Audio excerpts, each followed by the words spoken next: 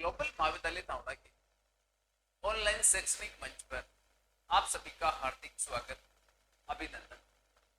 आज की क्लास को शुरू करते हैं।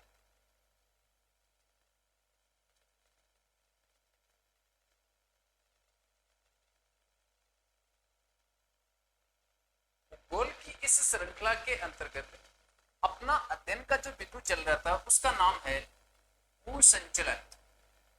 भूसंचलन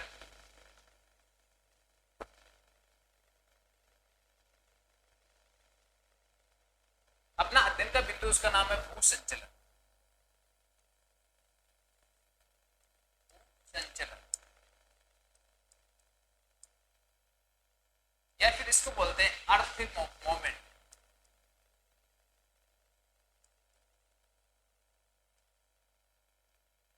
अर्थ मोमेंट, अर्थ मोमेंट का मतलब क्या होता है? संचलन। पहला एक शब्द आ रहा है भू और दूसरा है संचलन, यानी धरातलीय भाग या तो धरातल का आंतरिक भाग हो सकता है या धरातल का बाहरी भाग। इस भाग में क्या होते हैं? मूवमेंट होते हैं। अनेक प्रकार के क्या होते हैं? इसमें संचलन होते हैं और उन संचलनों के कारण क्या होते हैं? धरातल के आंतरिक भाग में और धरातल के बाहरी भाग में अनेक प्रकार के बल लगते हैं। उन बलों के बारे में हम पढ़ेंगे। तो सबसे पहले भूसंचलन और इसको बोलते हैं अर्थ मोमेंट। अब भूसंचलन के अंतर्गत दो प्रकार के बल लगते हैं। इसके अंतर्गत क्या होता है? या एक तो धरातल के आंतरिक भाग में जो बल लगेंगे और दूसरा धरातल के बाहरी भाग में जो बल लगेंगे, उनके बारे में हम पढ़ेंगे। तो सबसे पहले भूसंचलन और भूसंचलन के अंतर्गत लगते हैं, क्या लगते हैं? इसके अंतर्गत क्या लगते हैं? बल। कितने प्रकार के बल होते हैं? पहला प्रकार का बल है उसको बोलेंगे अंतर्जात बल। अंतर्जात बल। और दूसरा बल है उसको बोलेंगे बहिर्जात बल।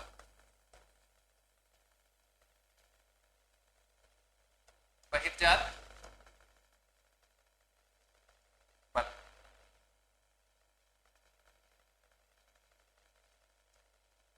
बहिर्जात बल। अब अंतर्जात का मतलब क्या होता है? कि धरातलीय सतह के नीचे, धरातलीय सतह के नीचे जो लगने वाला बल है उसको बोलेंगे अंतर्जात बल। और धरातलीय सतह के ऊपर वाले भाग में, यानी धरातलीय सतह के ऊपर जो बल लगता है उस बल को हम बोलेंगे बहिर्जात बल। तो सबसे पहले हम शुरू करेंगे अंतर्जात बल से। पहले अंतर्जात बल है, इसके बारे में डिटेल से पढ़ेंगे, उसके बाद में बहिर्जात बल है, इसको पढ़ेंगे। तो सबसे पहले शुरू करते हैं अंतर्जात बल के बारे में कि अंतर्जात बल क्या होता है। तो मैं थोड़ा सी इस बहिर्जात बल है इसको मैं यहां से हटा देता हूं।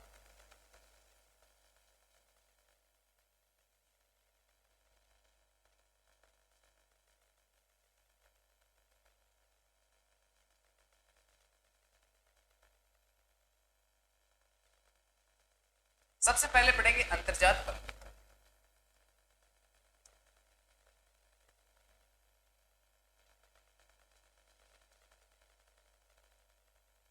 संचलन या अर्थ मोमेंट। इसके अंतर्गत अपना अध्ययन का पहला बिंदु उसका नाम है अंतर्जात बल।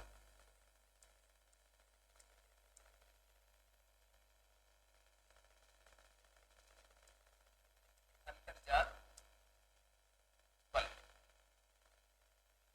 अंतर्जात बल। सबसे पहले अंतर्जात बल क्या क्या होता है इसके बारे में थोड़ा सी लिख लेते हैं। सबसे पहले क्या होता है? धरातलीय सतह के नीचे जो बल लगते हैं उस बल को हम बोलेंगे अंतर्जात बल। तो धरातलीय सतह के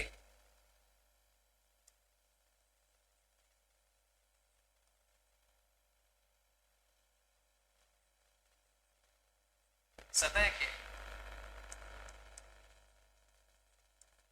नीचे लगने वाले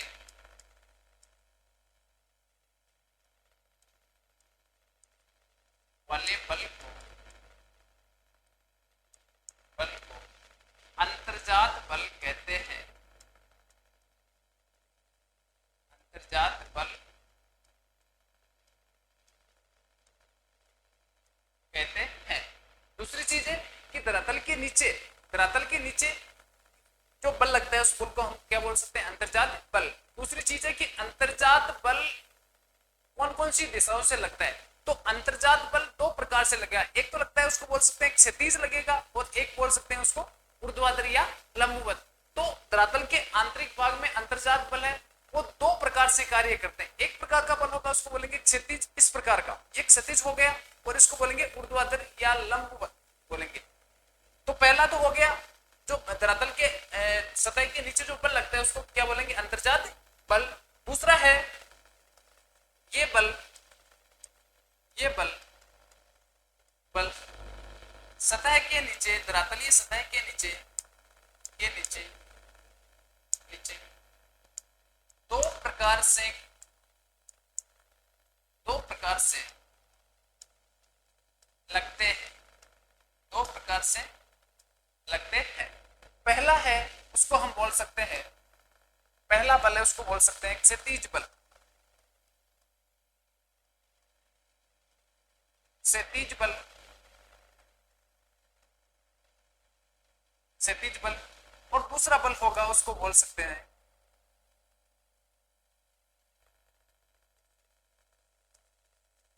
लंबवत, या इसको बोल सकते हैं ऊर्ध्वाधर।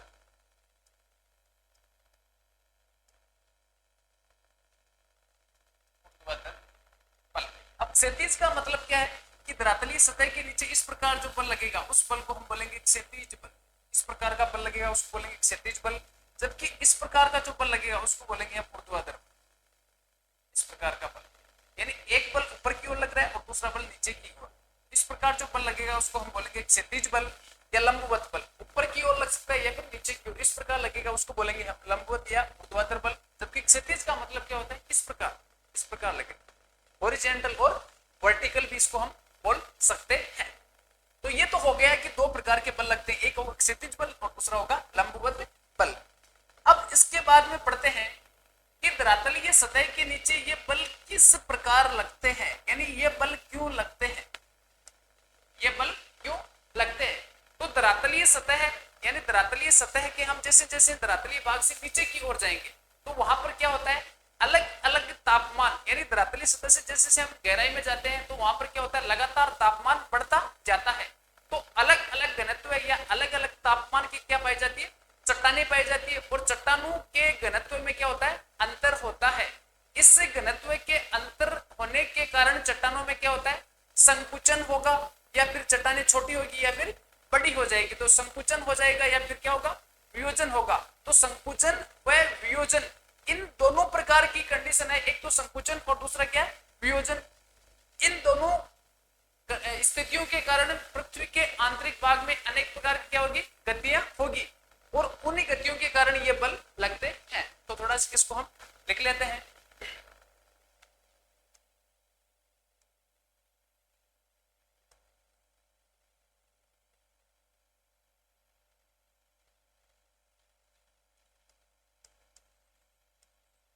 तापीय अंतर से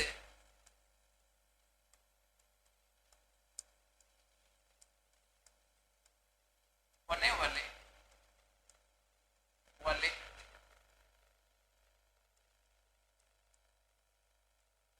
चट्टानों में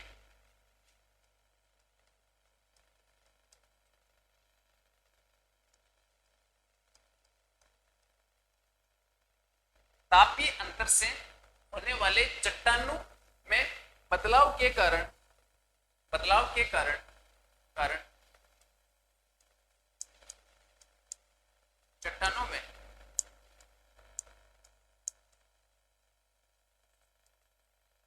संकुचन व फैलाव की स्थितियां बनती है, स्थितियां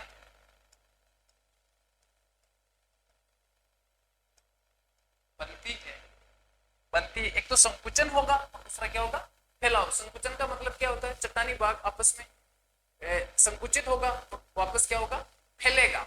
संकुचित होगा और दूसरा क्या होगा, फैलाव की स्थितियां बनती है।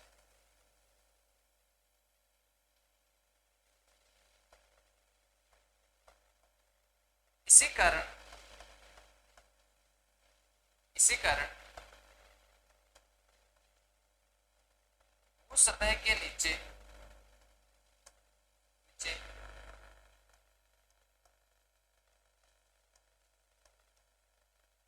अनेक प्रकार की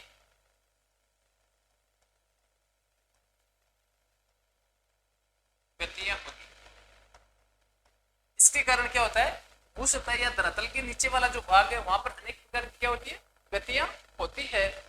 और इन गतियों की तीव्रता के आधार पर वह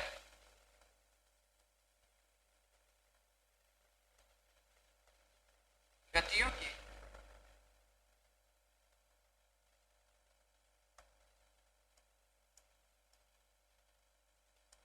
तीव्रता के आधार पर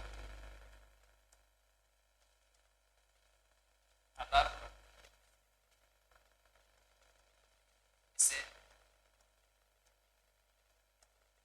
दो भागों में बांटा गया है, बांटा गया है। दो प्रकार के क्या होते हैं, गतियों की तीव्रता के आधार पर इसे दो भागों में वर्गीकृत किया गया है, यानी अंतर्जात बल होते हैं। उन अंतर्जात बलों को हम दो भागों में अध्ययन की दृष्टि में सुविधा रहे इसके आधार पर हम उसको दो भागों में वर्गीकृत कर सकते हैं। तो दो भागों में बांटे गए। अब दो भाग कौन कौन से हैं, सबसे पहले दो भाग कौन कौन से हैं, तो पहला है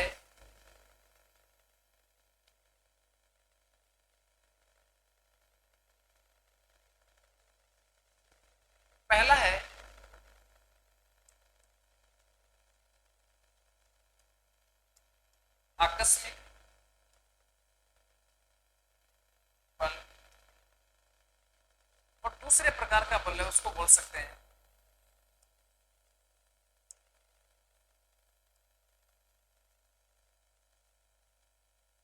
दीर्घकालीन, या इसको बोल सकते हैं पटल विरूपण बल। विरूपण बल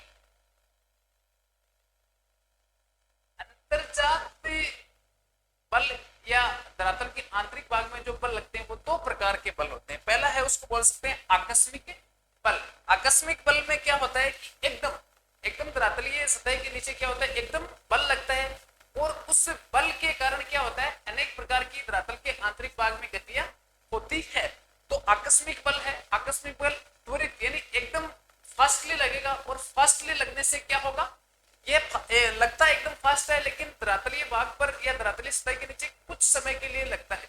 जबकि दूसरा है उसको बोलेंगे दीर्घकालीन बल। अब दीर्घकालीन बल है, ये धीरे धीरे लगता है लेकिन इसको लगने में अनेक प्रकार के लाखों वर्ष लग जाते हैं। तो आकस्मिक बल का मतलब होता है जैसे भूकंप व ज्वालामुखी क्रिया।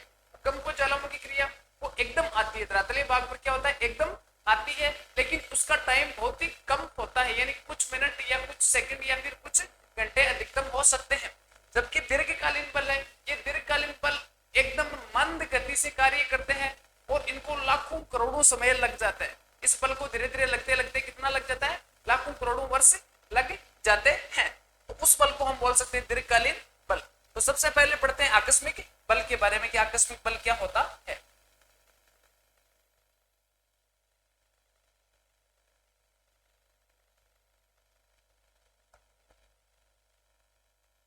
इसका पहला ए पार्ट ले लेते हैं। ए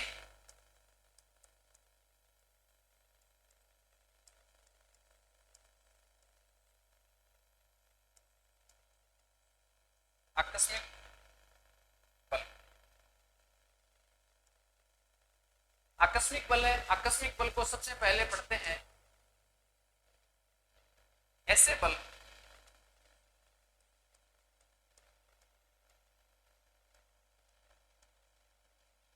ऐसे बल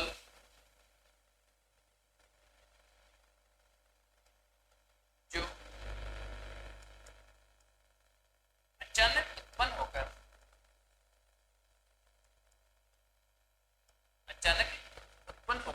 त्वरित गति से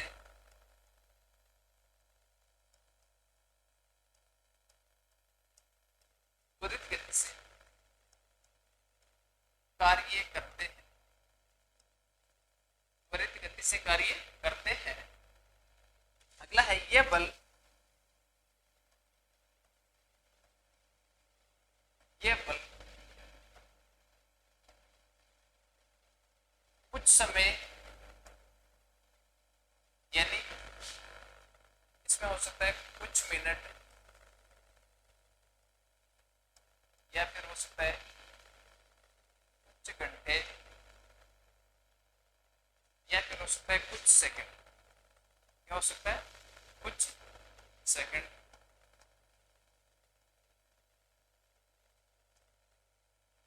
ये बल कुछ समय तक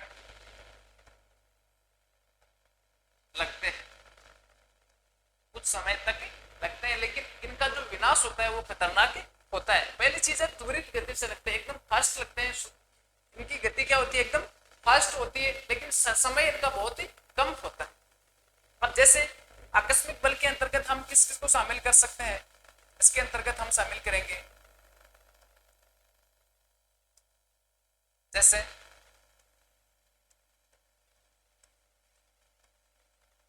पहला है भूकंप और दूसरा है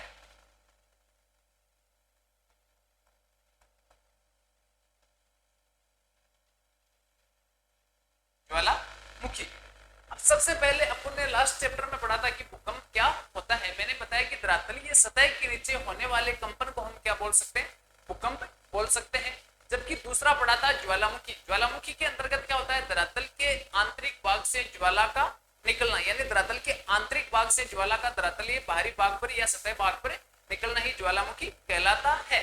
तो ये दोनों प्रकार के जो बल है इनको हम बोल सकते हैं आकस्मिक बल। और आकस्मिक बल में आपको इतना ध्यान रखना है, ये त्वरित गति से कार्य करते हैं और इनका समय होता है वो बहुत ही कम होता है। तो ये पहले बल हो गए आकस्मिक बल। अब आकस्मिक बल के बाद में दूसरा बल आएगा, उसको बोलेंगे दीर्घकालीन बल, या फिर उसको बोल सकते हैं पटल विरूपण बल। दूसरा बल है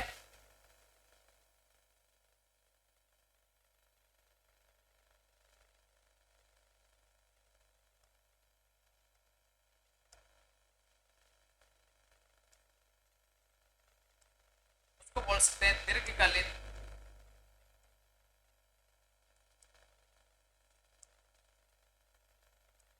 या इसका दूसरा नाम मिलता है कहीं कहीं पर पटल विरूपण बल।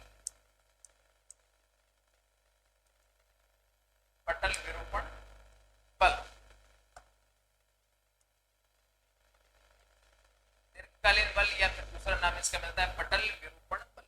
दीर्घकाल का मतलब क्या होता है कि ये बल एकदम मंद गति से कार्य करता है, लेकिन बहुत अधिक समय बाद में इसके प्रभाव हमारे को देखने को मिलते हैं। यानी इस बल में ये बल धीरे धीरे लगता है। पहली चीज क्या है, बल धीरे धीरे लगता है और दीर्घ काल के लिए लगता है, तभी इसको हम बोल सकते हैं दीर्घकालीन बल। तो इस बल में क्या होता है, ये बल धीरे धीरे कार्य करता है, लेकिन इसके जो परिणाम है वो लाखों करोड़ों वर्ष बाद में हमारे को देखने को मिलते हैं या दृष्टिगोचर हमारे लिए होते हैं। तो इसके लिए थोड़ा सी लिख लेते हैं कि दीर्घकालीन बल क्या होता है।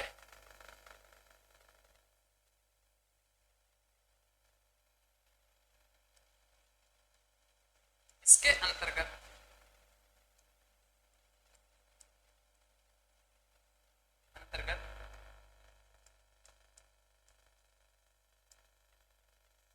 धरातलीय सतह के नीचे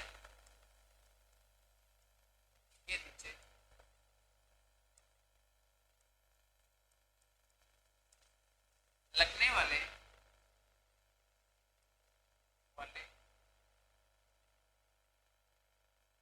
क्षैतिज व लंबवत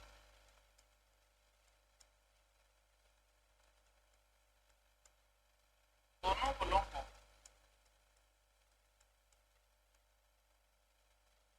शामिल किया जाता है,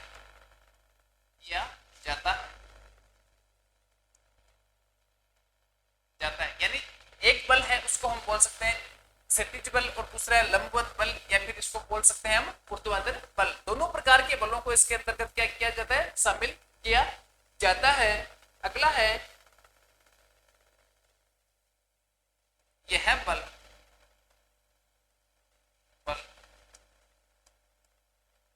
मंद गति से कार्य करता है, यानी ये बल है ये एकदम मंद गति से कार्य करता है। पहले वाला आकस्मिक था वो त्वरित गति से कार्य कर रहा था, जबकि ये बल क्या कर रहा है, एकदम मंद गति से, यानी धीरे धीरे ये बल क्या करता है, कार्य करता है। अगला है इसके प्रभाव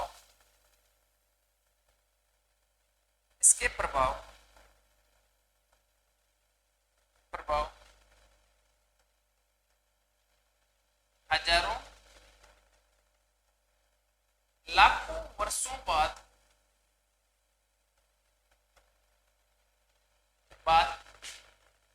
दिखाई देते हैं, दिखाई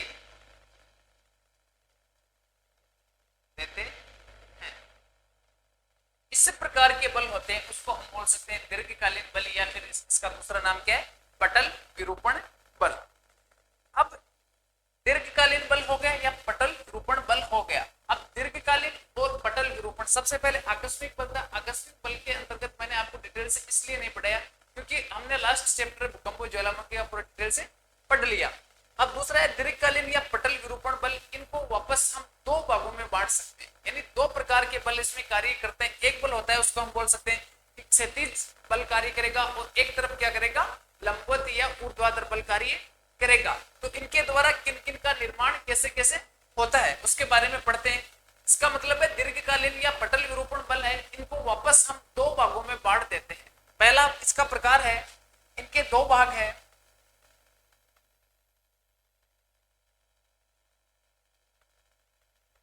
अगला है, इनके दो भाग है,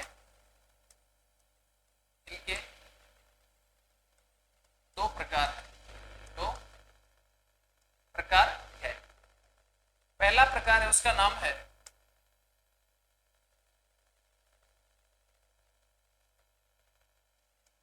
एक नंबर है, उसका नाम है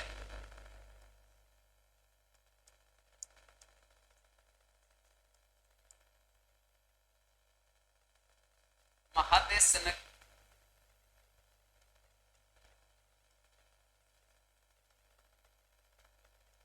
या महाद्वीपीय बल, और दूसरा है उसका नाम है पर्वत निर्माणकारी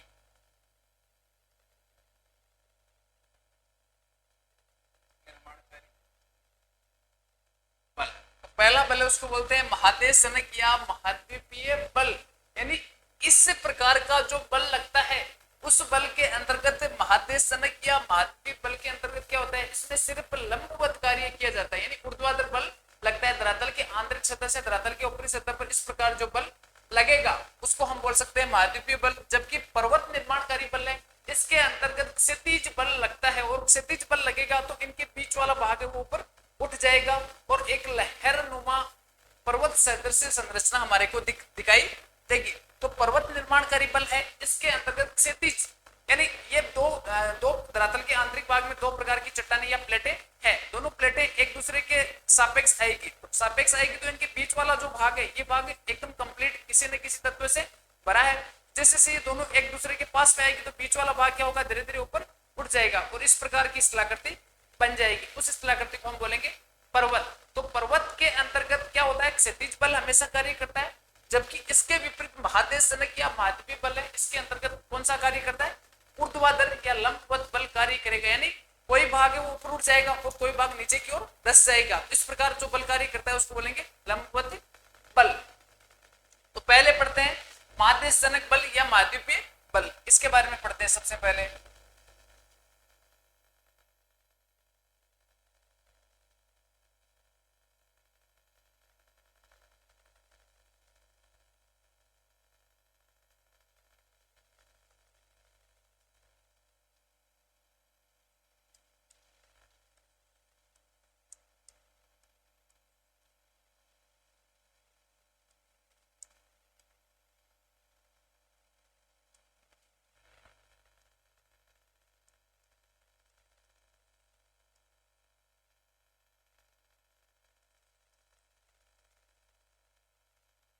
महादेशजनक बल या फिर इसको बोल सकते हैं महाद्वीपीय बल। अब इस बल के अंतर्गत क्या होता है, सबसे पहली चीज क्या होता है, इसके अंतर्गत जो बल लगेगा वो बल किस प्रकार कार्य करेगा, लंबवत करेगा, या फिर इसको हम बोल सकते हैं ऊर्ध्वाधर या फिर लंबवत बल। तो ऊर्ध्वाधर या लंबवत जो बल कार्य करेगा उस बल के कारण क्या होगा, एक भाग है स्थलीय और दूसरा होगा जलीय।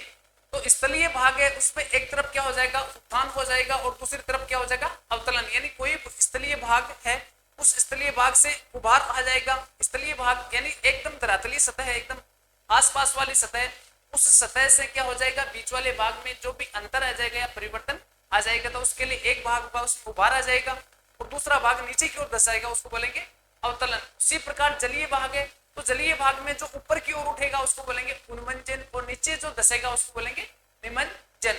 तो इसके अंतर्गत सबसे पहले अपन को यह ध्यान रखना है कि महाद्वीपीय बल हमेशा लंबवत कार्य करता है। इसके अंतर्गत मैं थोड़ा सा लिख लेता हूं, यह बल हमेशा लंबवत, या इसको हम बोल सकते हैं ऊर्ध्वाधर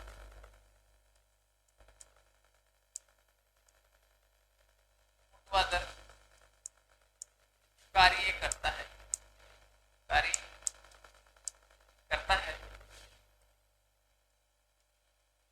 इसमें स्थलीय भाग का उत्थान या उत्थान को बोल सकते हैं उभार, वह जलीय भाग में उन्मंजन व निमंजन की क्रियाएं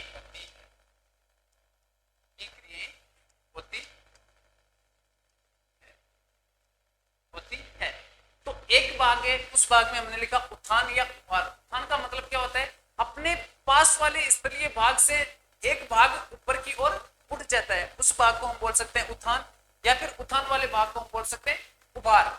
जबकि दूसरा भाग है ये स्थलीय भाग हो गया, जबकि जलीय भाग यानी अपने पास वाले जो जलीय भाग है उस जलीय भाग से एक भाग ऊपर की ओर उठा होता है और एक भाग नीचे की ओर धस जाता है। तो जो भाग अपने पास वाले भाग से ऊपर की ओर उठेगा उस भाग को हम बोलेंगे उन्मंजन, यानी ऊपर की ओर उठ जाना। जबकि अपने पास वाली सतह या जो धरातलीय भाग है उस धरातलीय भाग का नीचे की ओर धस जाना वह कहलाता है निमंजन। तो एक बल होता है उसको बोलेंगे उन्मंजन बल और दूसरा होता है उसको बोलेंगे निमंजन बल। एक बार हम जो अपन ने अभी तक पढ़ा है इसको वापस एक बार रिपीट कर लेते हैं या वापस इसको देख लेते हैं। तो आज के क्लास में मैंने आपको सबसे पहले शुरू किया था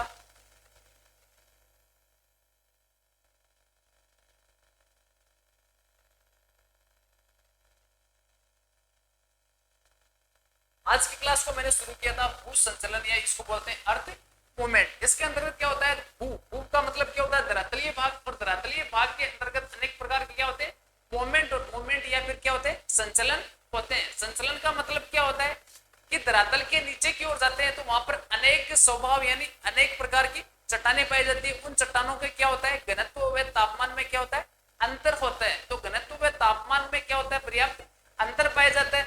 उन पर्याप्त अंतर के कारण धरातल के आंतरिक भाग में अनेक प्रकार की क्या होगी गतियां होगी। उन गतियों को हम बोल सकते हैं भू संचलन।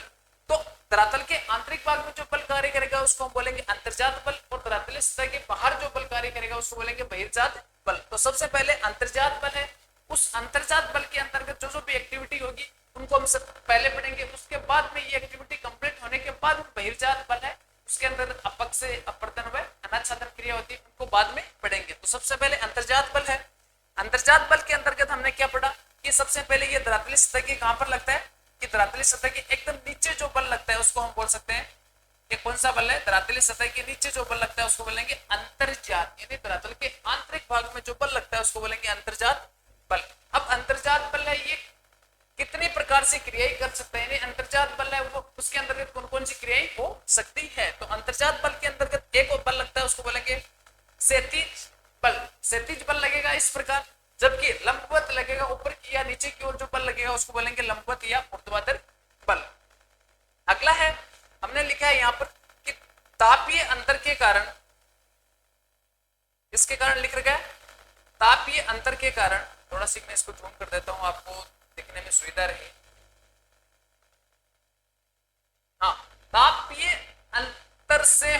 वाले चट्टानों में बदलाव, यानी तापीय अंतर है, अंतर के कारण चट्टानों में क्या होता है, बदलाव होता है। और इस बदलाव के कारण चट्टानों में क्या होता है, या तो संकुचन, यानी संकुचन का मतलब क्या होता है, चट्टानें छोटी हो जाएगी या फिर क्या हो जाएगी, विस्तृत या फैल जाएगी, या तो संकुचन हो जाएगा या इसके विपरीत क्या हो जाएगा, फैलाव हो जाएगा। तो इनसे अनेक प्रकार की स्थितियां होती है और इसी कारण धरातली सतह के नीचे अनेक प्रकार की क्या होती है, गतियां होती है। और इन्हीं गतियों के कारण जो बल उत्पन्न होते हैं उनको हम बोल सकते हैं कि ये अनेक प्रकार के बल यहाँ पर कार्य करते हैं।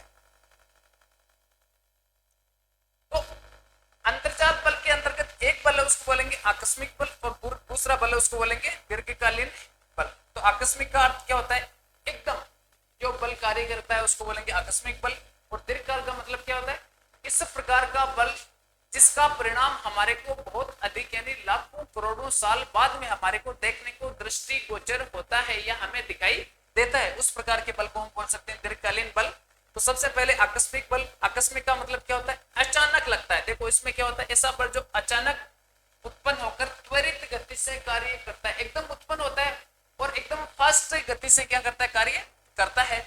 इसका समय होता है, वो समय एकदम कुछ होता है, यानी लंबे समय के लिए नहीं लगता है, लंबे समय तक ये कार्य नहीं कर पाता, या तो ये हो सकता है कुछ मिनट, कुछ सेकंड, या फिर क्या होते हैं अधिकतम कुछ घंटों तक ये कार्य करता है। इसके अंतर्गत हम शामिल करते हैं भूकंप, और दूसरी क्रिया होती है उसको बोल सकते हैं ज्वालामुखी क्रिया। तो भूकंप व ज्वालामुखी क्रिया को इसके अंतर्गत हम शामिल कर सकते हैं। दूसरा बल है उसको बोल सकते हैं दीर्घकालीन बल, या फिर इसका दूसरा नाम कहीं कहीं पर देखने को मिलता है, उसको बोल सकते हैं पटल विरूपण बल, पटल विरूपण बल। तो इसके अंतर्गत शब्द क्या आ रहा है, दीर्घकालीन बल, यानी इस प्रकार के बल होते हैं वो धरातली सतह के अंतर्गत क्या होता है, अभी मैंने बताया दो प्रकार की क्रिया होती है, पहली होती है क्षैतिज क्रिया और दूसरी होती है लंबवत क्रिया। तो इसके अंतर्गत क्षैतिज व लंबवत दोनों क्रियाओं को इसके अंतर्गत शामिल किया जाता है। दूसरी चीज है कि यह बल एकदम मंद गति से कार्य करता है, लेकिन इसका परिणाम या जो हमारे को देखने को मिलता है वो लाखों करोड़ों वर्ष बाद में हमारे को देखने को मिलता है या दृष्टिगोचर हमारे लिए होता है। तो इस बल में देखो गति कौन सी होती है, इस बल की मंद गति होती है, यानी धीरे धीरे जो बल लगता है वो धीरे धीरे बल लगने के बाद में धरातली सतह पर क्या होते हैं, अनेक प्रकार के बदलाव होते हैं। तो इसके प्रभाव हजारों लाखों वर्षों बाद हमारे को दिखाई देते हैं। तो इससे कौन कौन से बल लगते हैं और उन बलों से, यानी एक बल हो गया क्षैतिज और दूसरा हो गया ऊर्ध्वाधर। क्षैतिज व ऊर्ध्वाधर दो प्रकार के बल, एक क्षैतिज बल हो गया और दूसरा कौन सा हो गया, लंबवत बल। क्षैतिज व लंबवत दोनों प्रकार के बल है, इनसे हमारे को क्या क्या देखने को मिलता है। इसके अंतर्गत पहला है कि महाद्वीपीय बल, या फिर इसको बोलते हैं महादेशजनक बल, यानी महाद्वीपीय भाग है वहां पर जो बल लगेगा उसको बोलेंगे महाद्वीपीय बल। यानी महाद्वीप वाले भाग में हमेशा लंबवत बल लगेगा, यानी धरातली सतह वाला एक भाग ऊपर की ओर उठ जाएगा और दूसरा भाग नीचे की ओर धंस जाएगा। एक भाग ऊपर की ओर उठेगा उसको हम बोल सकते हैं उभार बोल सकते हैं, नीचे की ओर जाएगा उसको बोलेंगे अवतलन। एक होता है उत्तल और एक होता है अवतल। दूसरा है पर्वत निर्माणकारी बल, पर्वत निर्माणकारी बल में हमेशा क्षैतिज बल लगते हैं, क्षैतिज बल लगते हैं। अगला है कि महादेशजनक या फिर दूसरा है महाद्वीपीय बल। महादेशजनक बल या महाद्वीपीय बल के अंतर्गत क्या होता है, इसके अंतर्गत हमने लिखा है यह बल हमेशा किस प्रकार लगता है, लंबवत या ऊर्ध्वाधर कार्य करता है, हमेशा लंबवत या ऊर्ध्वाधर कार्य करेगा। यानी धरातली सतह का कोई भाग, कोई स्थलीय भाग है, वह स्थलीय भाग अपने पार्श्विक भाग से ऊपर की ओर उठ जाता है या उसमें उभार उत्पन्न हो जाता है, या फिर कोई भी स्थलीय भाग अपने पार्श्विक धरातलीय भाग से नीचे की ओर धंस जाता है, नीचे की ओर धंस जाता है। इस प्रकार की क्रिया को हम बोल सकते हैं महाद्वीपीय बल। तो महाद्वीपीय बल के अंतर्गत क्या होता है, यह बल या तो उभार उत्पन्न करेगा या फिर क्या करेगा, अवतरण करेगा। इसके अलावा जो अपना महाद्वीपीय महासागरीय तटीय भाग है वहां पर क्या होता है, एक तरफ पानी होता है और एक तरफ स्थलीय भाग होता है। तो जलीय व स्थलीय भाग दोनों जहां पर मिलते हैं वहां पर नीचे वाला भाग है वह किसका, महाद्वीपीय भाग। महाद्वीपीय भाग है, हाँ उसका कुछ भाग पानी से डूबा हुआ है, लेकिन भाग कौन सा है, महाद्वीपीय भाग। महाद्वीपीय भाग है वो पानी के अंतर्गत या तो ऊपर की ओर उठेगा या फिर नीचे की ओर धंस जाएगा। तो ऊपर की ओर उठेगा तो उसको बोलेंगे उन्मंजन, जबकि धरातलीय सतह है वो पानी वाले भाग यानी समुद्र वाला तटवर्ती भाग है वह सतह नीचे की ओर धंस जाएगी तो उसको बोलेंगे हम निमंजन की क्रिया। तो तो मैं आज की क्लास को यहीं समाप्त करता हूं, नेक्स्ट क्लास में हम इसको डिटेल से पढ़ेंगे। थैंक्स।